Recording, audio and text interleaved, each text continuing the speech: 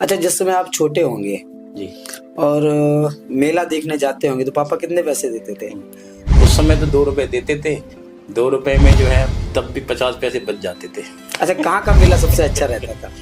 सबसे अच्छा पुरावली का जैसे रहता था। आजकल चाउमीन है, फिंगर है, मोमोज हैं, उस समय और ये नहीं तो होते थे। उस समय क्या चलता था? उस समय तो मुरमुरा और मूंगफली चलती थी। अच्छा, कितने कितने के लिए? सुना है आप 300 रुपए लेके गाँव से गए थे। जी। कैसा सफर रहा आपका? क्या मैं कहानी थी वो? मैं ग्रेजुएशन करके 1990 में गांव से निकल गया था दिल्ली। तो कितने लोग मैं थे जिनको आप पेंशन देते थे? कम से कम 20 लोग थे। 30,000 रुपये चाहिए और 30,000 ही थे मेरे पास। तो 30,000 रुपये हमने उनको दिए। तो वो उनकी बहू ठीक हो गई और तो मुझे ये खुशी हुई। लेकिन जब मैं सुबह चला तो मेरे पास एक भी पैसा नहीं थे। हमारे साथ में एक ऐसी शख्सियत मौजूद है जिनका परिचय आपको कराएं तब भी आप जानते हैं, ना कराएं तब भी आप जानते हैं। वो किसी की पहचान की मोहताज नहीं है। आपका बहुत बहुत स्वागत है सर जी। हमारे शो में। अ, कैसे शुरुआत रही आपकी?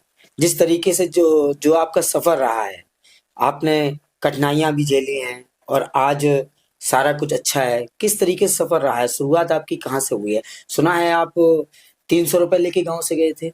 जी। कैसा सफर रहा आपका? क्या मैं कहानी थी वो? मैं ग्रेजुएशन करके 1990 में गांव से निकल गया था दिल्ली। तो दिल्ली जाके हम अपने चाचा के पास गए। तो हमारे चाचा जी ट्रांसपोर्टर थे। तो उन्होंने मुझे ट्रांसपोर्ट का काम सिखाया। लेकिन 3-4 साल मुझे बहुत संघर्ष करना पड़ा। संघर्ष के बाद मैं बिजनेस लाइन में आया। तो बिजनेस लाइन में आने के बाद अ, कुछ दिन कुछ दिन बाद हमारे जो भाई थे बड़े, वो ब्लड कैंसर से पीड़ित थे। तो वो एक्सपायर हो गए। तो मेरे सामने जो है काफ़ी कठिनाइयाँ आई। जैसे हमारे 3 जो भतीजी थी छोटी छोटी, तो उनको पालना था। और सामने जो है बड़ी समस्याएं थी। तो मैंने मेहनत करके धीरे धीरे धीरे अपने बिजनेस को आगे बढ़ाया और सबकी मैंने शादियाँ भी की और अपने फैमिली को संभाला। और आज मैं जो है सही स्थिति में हूँ। जो सुना है हमने कि आपने कई गरीब कन्याओं की भी शादी की है, लड़कियों की। कई बुजुर्गों को आप पेंशन भी देते रहे हैं। तो हाँ, ये मैं जब जब छोटा था तो हमारे पिताजी जो है गरीबों की सेवा किया करते थे, किसी को खाना खिलाते थे। और जो उनके पास पैसे थे वो गरीबों में बांट देते थे।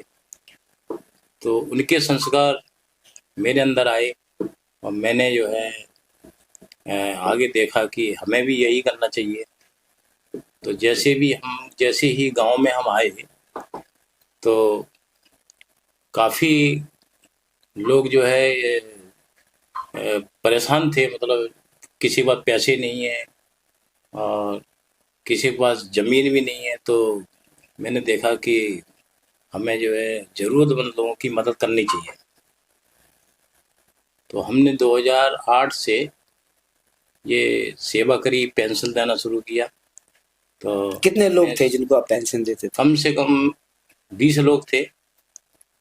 तो 20 लोगों के 80 साल के जो ऊपर थे। तो वो उनके लिए समस्याएं ये थी कि उनको एक तो दूध नहीं मिलता था घर में और दूसरी बात दवाई के लिए पैसे नहीं होते थे। तो हम उनको 2,000 रुपये पर अच्छा, मंथ ये जो देते थे। 2,000 रुपए जो उनकी पेंशन हाँ। के जाते थे, ये आप उनके सीधे अकाउंट में डालते थे या महीने में आके उनको बुला के किस तरीके से उनको ये दिए जाते थे पेंशन के रुपए? नहीं, मंथली में हम उनको बुलाते थे और बुला के उनका सम्मान करते थे और सम्मान करके उनको देते थे। और बीच में भी अगर ज़रूरत पड़ती थी तो उनकी भी मदद करते थे। सुना है आज भी कई लोग ऐसे आते हैं आपकी पंचायत पंचायत तो छोड़ो, आपके आसपास के भी, जो जिनको आवश्यकता है, गरीब गरीब है और आपके पास आते हैं, आपने कभी खाली हाथ नहीं लौटाते। हाँ, ये सच है कि लोग आते हैं तो मैं मना नहीं कर पाता। और एक टाइम ऐसा भी आया था कि मेरे पास सिर्फ 30,000 रुपये थे। तो हमारे एक पड़ोसी थे, उनकी बहू बीमार हो गई, तो वो आए रात को, तो बोले कि चाचा जी जो है हमारी बहू बहुत बीमार है और ये बचेगी नहीं। तो मैंने कि मेरे पास पैसे जितने हैं उतना दे देता हूँ। कह रहे 30,000 रुपये चाहिए, और 30,000 ही थे मेरे पास। तो 30,000 रुपये हमने उनको दिए, तो वो उनकी बहू ठीक हो गई। और तो मुझे ये खुशी हुई, लेकिन जब मैं सुबह चला तो मेरे पास एक भी पैसा नहीं थे। तो कहने का मतलब ये है कि हम फिर ये नहीं सोचते हैं कि हमारे पास है कुछ का नहीं, लेकिन हम मदद करते हैं। कुछ हो ना हो, बस दिल से भी अमीर है, वैसे भी हाँ, है। देते हैं। सही है। अच्छा, मैंने सुना है कि जो आपकी जो वाइफ थी वो भी बहुत बड़ी समाज सेविका थी। उनके हाँ, साथ में ऐसी क्या घटना घटित हुई जो उनसे भी आज मैंने वो। जो है बहुत कुछ सीखा है।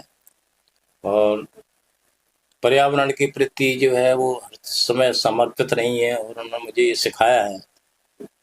और 2021 में जब कोविड आया तो वो चल बसी, लेकिन उनकी जो सीख है, और जो समाज सेविका थी, तो उनके उनका जो जीवन था बहुत ही अच्छा रहा है, और उन्होंने भी बहुत सेवा की है। तो उसका प्रभाव मेरे पे जो है आज भी है। अच्छा, ये वृंदा हर्बल पार्क जो आपने बनाया है बेहड़ा में, हम्म। तो ये कैसे दिमाग में आया कि इसका भी निर्माण होना चाहिए, क्योंकि ये कहीं नहीं है हमारे हिसाब से, तो ये इटावा और या और आसपास जितने भी डिस्ट्रिक्ट है वहाँ नहीं है। जिस तरीके से आपने निर्माण किया, तो क्या ये आपकी वाइफ की रुचि थी पर्यावरण में उस तरीके से, या किस तरीके से ये आपने इसकी रचयिता करी जब है? हम जो है छोटे थे, पढ़ते थे, तो जब हम निकलते थे तो बहुत ही पेड़ थे, बाग थे, और लोग जागरूक भी थे, और हर खेत में अपने पेड़ लगाते थे। तो जब मेरा गांव आना हुआ तो देखा मैंने कि ये बिल्कुल वीरान हो गया है। किसी ने जो है आम के पेड़ काट दिए, किसी के शीशम के पेड़ काट दिए, किसी ने जमनी के पेड़ काट दिए, जिससे हम खेलते थे, कूदते थे।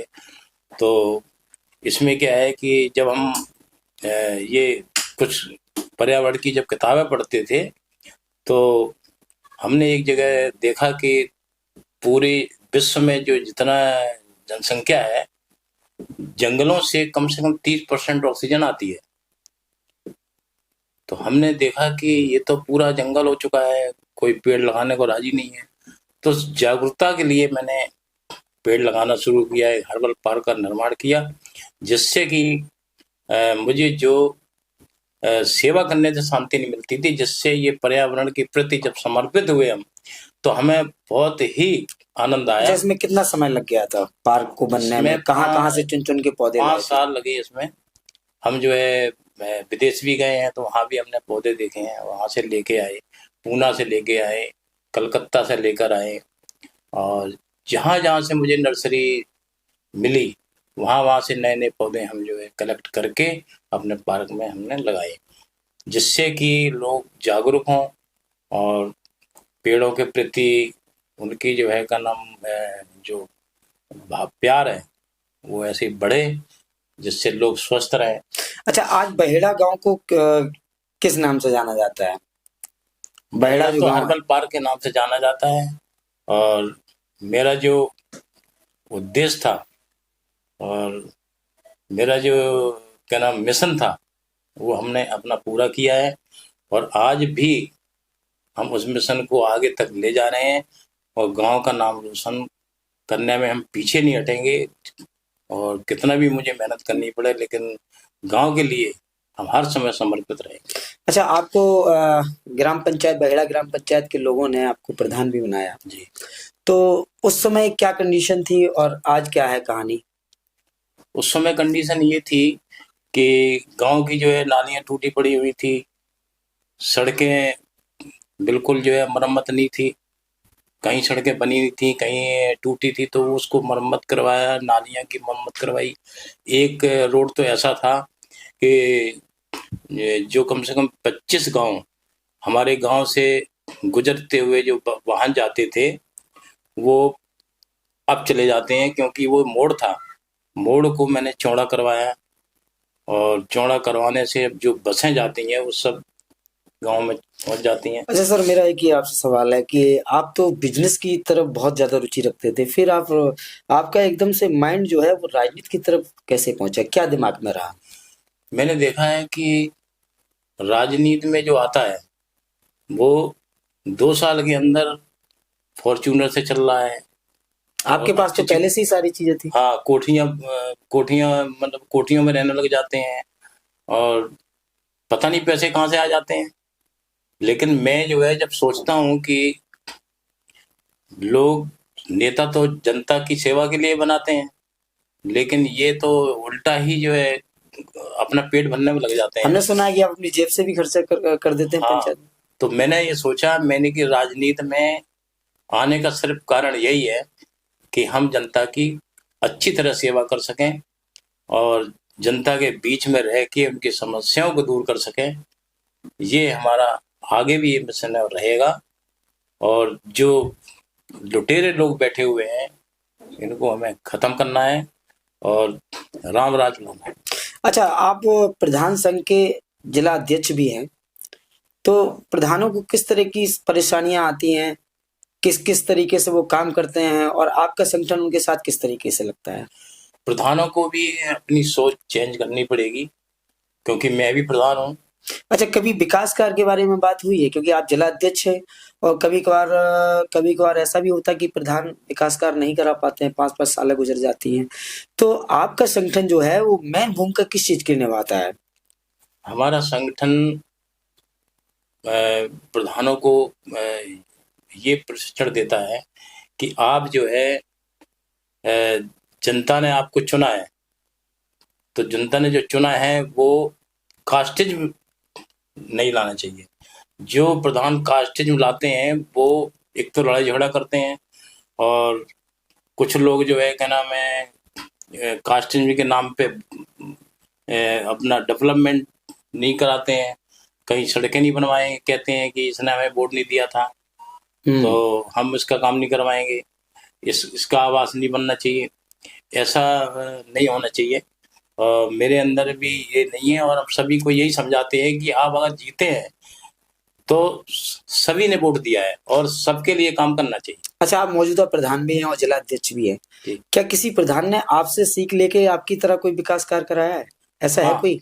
बहुत से लोगों ने जो है हमारे यहाँ आते हैं, कहते हैं प्रधान जी मैंने भी यही काम कराया है और हमारा भी गांव जो है देख लो और हम अच्छा काम करा रहे हैं। बहुत से ऐसे प्रधान हैं जो अपना भी पैसा लगा देते हैं और अच्छा काम करवा रहे हैं।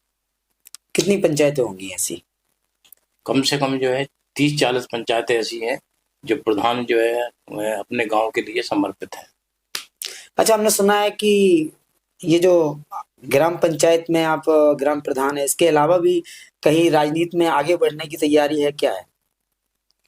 हाँ, अच्छे लोगों को राजनीति में आना चाहिए। मैं नहीं कह रहा हूँ कि ये हम तो लोगों के प्रति ये उनसे कहेंगे कि आप राजनीति में आइए और अच्छा काम कीजिए, जनता के प्रति समर्पित रहिए, जो उनकी आवश्यकताएं हैं उनको पूरा कीजिए, जैसे शिक्षा के प्रति और जैसे जो है स्वच्छता के प्रति उनको आगे आना चाहिए और अच्छे काम करना चाहिए।